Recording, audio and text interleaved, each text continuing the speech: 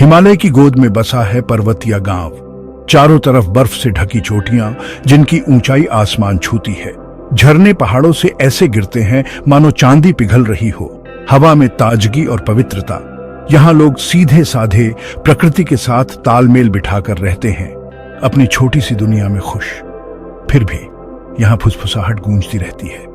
फुसफुसाहट एक छिपे हुए खजाने की। कहते हैं ये खजाना राजा रणवीर सिंह का है, जो बहुत ही न्यायप्रिय और बहादुर राजा थे। कहानी है कि उन्होंने ये खजाना दुश्मनों से बचाने के लिए छिपाया था। कुछ निशानियां, कुछ सुराग जो इस खजाने तक ले जाते हैं। कई पीढ़ियों ने इसे ढूंढने की कोशिश की पर नाकाम रहे। फिर भी पहाड़ों की ये फुसफुसाहट कभी बंद नहीं हुई। गांव वाले इस कहानी पर यकीन तो करते थे, पर साथ ही वो समझदार भी थे। वो अपनी रोजमर्रा की जिंदगी में व्यस्त रहते, अपने खेतों में काम, अपने जानवर और त्योहारों की धूम। खजाने की कहानी उनके लिए एक दिलचस्प किस्सा थी, बच्चों को सुनाने के लिए, अपने इतिहास की याद दिलाने के लिए। पर यह ऐसी बात नहीं थी जो उन्हें सोचने पर मजबूर करे। पर्वतिया में जिंदगी चलती रही, पहाड़ों की फुसफुसाहट के साथ। गांव वाले अपनी जिंदगी जीते रहे, अपने सपने देखते रहे, अपनी मुश्किलों का सामना करते रहे, और पहाड़ अपने राज अपने अंदर समेटे रहे।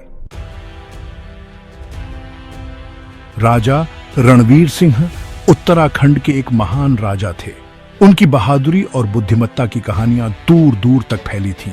राजा एक शानदार किले में रहते थे जो एक ऊंची पहाड़ी पर बना था। ऐसा कहा जाता था कि यह किला अभेद्य है। इस किले से पूरी घाटी दिखाई देती थी। मेरे दुश्मन बहुत हैं, लेकिन मेरा असली खजाना सोना या हीरे नहीं है। मेरे पूर्वजों का ज्ञान और उनकी बुद्धिमत्ता ही मेरा असली खजाना है। यह ज्ञान प्राचीन ग्रंथों में लिखा हुआ था। ये ग्रंथ किले के एक गुप्त कक्ष में रखे हुए थे। राजा के पास एक विशाल खजाना भी था, जो सोने, हीरे जवाहरातों और कीमती चीजों से भरा हुआ था। राजा ने अपने खजाने की रक्षा करने का फैसला किया। उन्हें पता था कि उनके दुश्मन इसे हासिल करने के लिए कुछ भी कर सकते हैं। उन्होंने एक चालाकी भरी योजना बनाई। राजा ने एक गुप्त रास्ता बनवाया जो किले से शुरू होकर पहाड़ों के बीच एक गुप्त जगह पर जाकर खत्म होता था। राजा के औल से भरोसेमंद सैनिक खजाने को लेकर इस रास्ते से गए। उन्होंने सारा सोना, हीरे जवाहरात और प्राचीन ग्रंथ अपने साथ ले लिए। सैनिक पहाड़ों में गायब हो गए और उनके जाने का कोई निशान नहीं छोड़ा। छिपे हुए खजाने का रहस्य राजा और उनके सैनिकों के साथ ही चला गया। बस कहानी रह गई पीछे। पर्वतीया गांव में अर्जुन नाम का एक लड़का रहता था। वो दूसरे बच्चों से अलग था। उसे बस खेतों में खेलना या पुरानी कहानियां सुनना पसंद नहीं था। अर्जुन बहुत ज्यादा जिज्ञासु था। उसे रोमांच पसंद था। वो बीते हुए कल के रहस्य जानना चाहता था। राजा रणवीर सिंह की कहानियां उसे बहुत पसंद थी। घंटों वो गांव के बुजुर्गों से ये कहानियां सुना करता। खास तौर पर उसे राजा के खजाने की कहानी ने बहुत प्रभावित किया था। वो सोचता था कि क्या ये कहानियां सच हैं। वो खजाना ढूंढने के सपने देखता। उसे लगता था कि उस खजाने में इतिहास की सच्चाई छुपी है। क्या यह राजा रणवीर के खजाने का नक्शा हो सकता है? एक दिन अर्जुन अपने दादाजी के घर की अटारी में खेल रहा था। तभी उसकी नजर एक पुरानी संदूक पर पड़ी। संदूक धूल से भरी हुई थी। ऐसा लग रहा था जैसे इसे सालों से नहीं खोला गया। अर्जुन ने बड़ी मुश्किल से उसका ढक्कन उठाया। अंदर उसे पुरानी किताबें, नक्शे और पुराने कागज मिले। एक खास पुराना कागज ने उसका ध्यान खींचा। ये एक अजीब से पीले रंग के चमड़े जैसा कागज था। इस पर धुंधली स्याही से कुछ लिखा हुआ था। यह किसी नक्शे जैसा लग रहा था। अर्जुन ने सावधानी से पुराना कागज खोला। उसका दिल जोर से धड़कने लगा। उसने पुराना कागज को ध्यान से देखा। उसे उस पर अजीब से निशान और कुछ लिखा हुआ दिखाई दिया। उसे वो भाषा समझ नहीं आई। अर्जुन जानता था कि उसे कुछ महत्वपूर्ण मिल गया है। वो इस पुराना कागज को समझने की ठान लेता है। वो बीते हुए कल के राज से पर्दा उठाकर रहेगा। अर्जुन जानता था कि उसे मदद की जरूरत है। वो अकेले इस पुराना कागज को नहीं समझ सकता। वो पुराना कागज लेकर गांव के मुखिया के पास गया, महेश चाचा। महेश चाचा बहुत ही ज्ञानी और इतिहास के जानकार थे। वो पर्वतीया गांव के बहुत सम्मानित व्यक्ति थे। लोग उनसे सलाह लेते थे, उनकी बातें ध्यान से सुनते थे। अर्जुन ने महेश चाचा को पुराना कागज दिखाया। पुराना कागज देखते ही महेश चाचा की आंखें खुली की खुली रह गई। उन्होंने ध्यान से उस पुराना कागज को खोला और धुंधली लकीरों पर अपनी उंगलियां फेरने लगे। ये तो पहाड़ के उस पार जाने का रास्ता है, राजा रणवीर के खजाने तक जाने का गुप्त रास्ता। महेश चाचा ने बताया कि पुराना कागज पर बने निशान असल में प्राचीन संस्कृत भाषा में लिखे गए थे। ये भाषा राजा रणवीर के समय में बोली जाती थी। उन्होंने अर्जुन को नक्शा समझने में मदद की। इस नक्शे में एक गुप्त रास्ते के बारे में बताया गया था। ये रास्ता गांव के पास वाले झरने के पीछे से शुरू होता था। कहा जाता था कि इसकी रक्षा पहाड़ी आत्माएं करती हैं। अर्जुन बहुत उत्साहित था और साथ ही थोड़ा डरा हुआ भी था। वो जानता था कि खजाना ढूंढना आसान नहीं होगा, पर वो कोशिश जरूर करेगा। उसने महेश चाचा को अपने साथ चलने के लिए मना लिया। महेश चाचा की मदद से उसने सारा सामान इकट्ठा किया, रस्सी, लालटेन और खाना। वो एक लंबे और मुश्किल सफर के लिए तैयार थे। वो पहाड़ों के बीच उस खजाने को ढूंढने निकल पड़े। उनका सफर बहुत ही खतरनाक था। अर्जुन और महेश चाचा को बहुत ही मुश्किल रास्तों से होकर गुजरना पड़ा।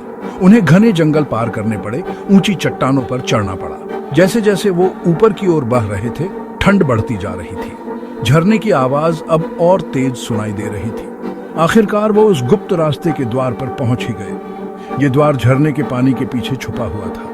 इस नक्शे में कुछ निशान बने हैं। इन निशानों को एक खास क्रम में लगाने पर ही ये जादुई दीवारें हटेंगी। महेश चाचा, मुझे रास्ता दिखाए। आपकी जानकारी से ही हम पहाड़ी आत्माओं को शांत कर पाएंगे। पहली बाधा थी घने कोहरे की दीवार। इससे रास्ता दिखाई नहीं दे रहा था। अर्जुन को अपने अंदाजे से चलना पड़ रहा था। उसे नक्शे पर भरोसा था। वो कोहरे में आगे बढ़ता रहा। दूसरी बाधा थी भ्रम की। उन्हें तरह तरह के भ्रम हो रहे थे। अर्जुन को अपने औल से बड़े डर दिखाई देने लगे। हिम्मत रखो अर्जुन, अपने लक्ष्य पर ध्यान दो। अर्जुन ने हिम्मत से उन भ्रमों से खुद को बाहर निकाला। वो थोड़ा डरा हुआ जरूर था, पर आगे बढ़ने के लिए दृढ़ था। हर बाधा ने उनकी हिम्मत और हौसले की परीक्षा ली। उन्हें उफनती नदियां पार करनी पड़ी, अजीब व गरीब जीवों का सामना करना पड़ा, पुरानी पहेलियों को सुलझाना पड़ा। अर्जुन ने अपनी चतुराई और साहस से हर बाधा पार की। महेश चाचा ने उसका पूरा साथ दिया। हर चुनौती ने उनके रिश्ते को और मजबूत बनाया। आखिरकार वो उस रास्ते के आखिर में पहुंच ही गए। उस रास्ते के आगे एक बहुत बड़ी गुफा थी। छत में बनी दरारों से आती हुई रोशनी से गुफा थोड़ी बहुत रोशन थी। हवा में एक अजीब सी पुरानी गंध थी। गुफा के बीचों बीच एक बहुत बड़ा दरवाजा था जो पत्थर से बना हुआ था। इस पर हिंदू देवी देवताओं की सुंदर मूर्तियां बनी हुई थीं। अर्जुन और महेश चाचा सावधानी से उस दरवाजे के पास गए। उन्होंने उन मूर्तियों को ध्यान से देखा। उन्हें दरवाजे के नीचे पुराना कागज वाली भाषा में कुछ लिखा हुआ दिखाई दिया। इसे मैं पढ़ सकता हूँ। ये एक पहेली है। मेरा कोई मुंह नहीं, फिर भी मैं कहानियां सुनाता हूँ। मेरा कोई शरीर नहीं, फिर भी मैं पूरी दुनिया घूमता हूँ।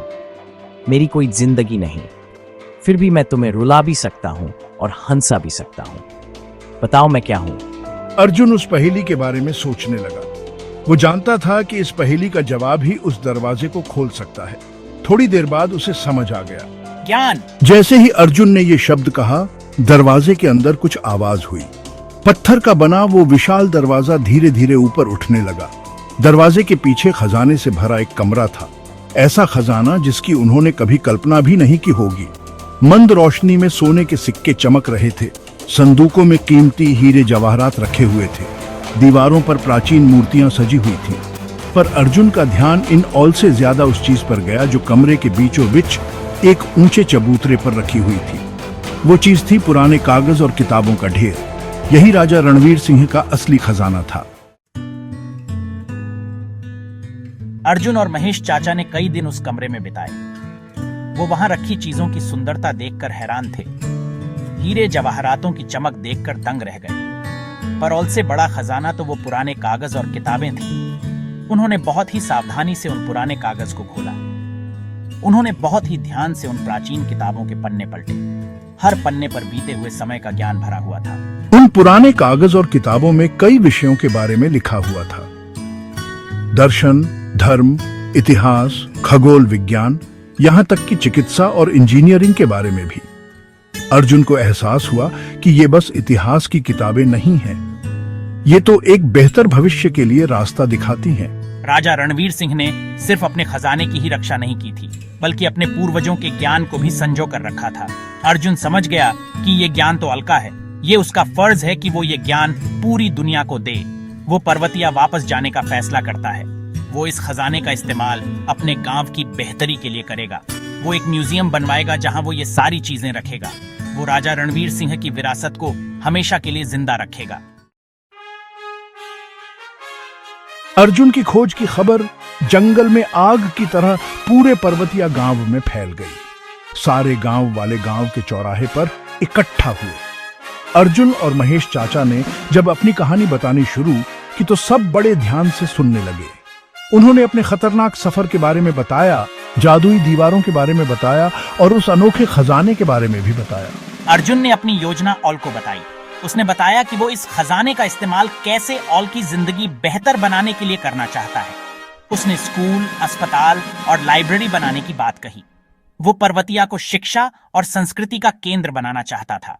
अर्जुन के जज्बे और लगन को देखकर सारे गांव वाले उसकी मदद के लिए तैयार हो गए। पर्वतिया बहुत ही तेजी से बदलने लगा। कुशल कारीगरों और मजदूरों की मदद से एक शानदार म्यूजियम बनाया गया। इसमें राजा रणवीर सिंह के खजाने को रखा गया। ये म्यूजियम गांव वालों के लिए गर्व की बात बन गया। एक स्कूल खोला गया जहां हर बच्चे को, अमीर हो या गरीब, पढ़ने का हक मिला। एक अस्पताल बना जहां गांव वालों को अच्छी स्वास्थ्य सेवाएं मिलने लगी। पर्वतिया, जो कभी एक छोटा सा गांव था, अब विकास की नई राह पर चल पड़ा था। अब इसकी पहचान इसकी समृद्ध संस्कृति और तरक्की के प्रति समर्पण के लिए होने लगी थी। अर्जुन की खोज का पर्वतिया के लोगों पर गहरा प्रभाव पड़ा। राजा रणवीर सिंह की कहानी, जो कभी बस एक कहानी हुआ करती थी, अब उनके जीवन का हिस्सा बन गई थी। राजा का ज्ञान, जो उन प्राचीन ग्रंथों में सुरक्षित था, अब उनके फैसले लेने में उनकी मदद करता था। अब गांव वाले शिक्षा, ज्ञान और एकता को महत्व देने लगे थे। वो समझ गए थे कि असली धन दौलत नहीं बल्कि ज्ञान और समाज की भलाई है। म्यूजियम अब एक तीर्थ स्थल बन गया था। दूर दूर से लोग आते और उन प्राचीन चीजों को देखते और उस ज्ञान से कुछ न कुछ सीखते। अर्जुन, जो अब एक नेता बन चुका था, ने यह सुनिश्चित किया कि राजा रणवीर सिंह की विरासत हमेशा जीवित रहे। उसने प्रतिभाशाली छात्रों को छात्रवृत्ति देने के लिए एक कोष की स्थापना की। उसने पर्वतिया के ज्ञान और परंपराओं को दुनिया के साथ साझा करने के लिए सांस्कृतिक आदान प्रदान कार्यक्रम शुरू किए। उसने अपना जीवन राजा के उस सपने को पूरा करने के लिए समर्पित कर दिया जिसमें एक न्यायप्रिय और प्रबुद्ध समाज की कल्पना की गई थी। राजा रणवीर के खजाने की खोज ने पर्वतिया को बदल डाला था और अर्जुन को भी। वो रोमांच और दौलत की तलाश में निकला था, पर उसने उससे कहीं बढ़कर चीज पाई, ज्ञान की शक्ति और विरासत का महत्व। अर्जुन को एहसास हुआ कि असली खजाना सोना या हीरे नहीं थे। असली खजाना तो वो ज्ञान था जो उन प्राचीन ग्रंथों में छुपा हुआ था। असली खजाना तो उनके पूर्वजों की आत्मा थी जो उनके शब्दों में आज भी जीवित थी। असली खजाना तो वो एहसास था जो सभी गांव वालों को एक साथ जोड़े हुए था। जब अर्जुन ने अपने लोगों को देखा, उनकी आंखों में चमकती उम्मीद और कृतज्ञता देखी, तो वो समझ गया कि असली खजाना कोई वो चीज नहीं होती जो हमें मिलती है, बल्कि वो चीज होती है जिसे हम बनाते हैं। ज्ञान की विरासत, प्रगति के प्रति समर्पण और मानव अनुभव के प्रति गहरा सम्मान। और अर्जुन जानता था कि यह सब दुनिया के सारे सोने से भी कीमती है।